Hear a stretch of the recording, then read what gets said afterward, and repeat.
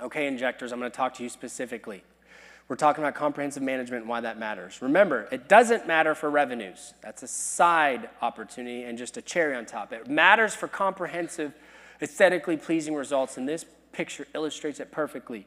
When I used to inject, first of all, I hated it and I'm no good at it. I could take your face apart and put it back together, but just something about sitting there and doing cannula work just drives me crazy. That's why I'm so fortunate to have Andrea, who's way better than I'll ever be, and she does it all week long. But when I used to do injections, I hated these lines right here. I hate them. They're so hard to correct.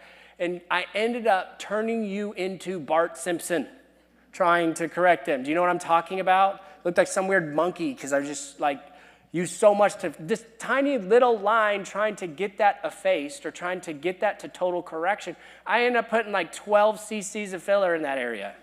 Not true, but you know what I'm saying. So look at this. Look if we correct that laxity first. Remember, comprehensive management, we have skin laxity, we have sun-damaged skin, and we have volume loss and descent.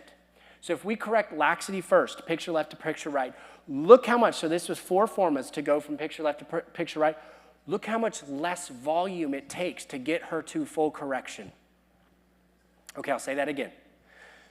When we understand that there's more than one thing going on here, we've got skin laxity, we've got some volume loss, we have a combo. If I'm treating appropriately and treating each thing as an individual with the proper treatment, look what happens from picture left to picture right when I treat the laxity with 4 former treatments. Now when I go to restore the volume and get her to full correction, look how much less volume picture right would require, thereby maintaining a more balanced and natural aesthetic. Do you guys see how all of this starts working together?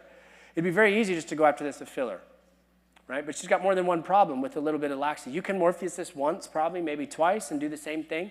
So I'm not saying this is the rule for everyone, but in this patient, laxity first, volume second. Laxity first, volume second. Oftentimes, that's how we treat an MCS, just because it requires less volume when you restore or correct the laxity. But that's not a rule every time. But just in this patient's exam, and a lot of times, once you treat the laxity first, there's less work you have to do with your fillers, and it maintains a more natural aesthetic. Same thing here. Look at picture left, picture right. Same story. She could even use some resurfacing. See kind of that textural issues? And more of the same along these nasolabials. Look how much less filler it would require to correct the patient on the right versus the patient on the left. So I think you guys are catching what I'm putting down.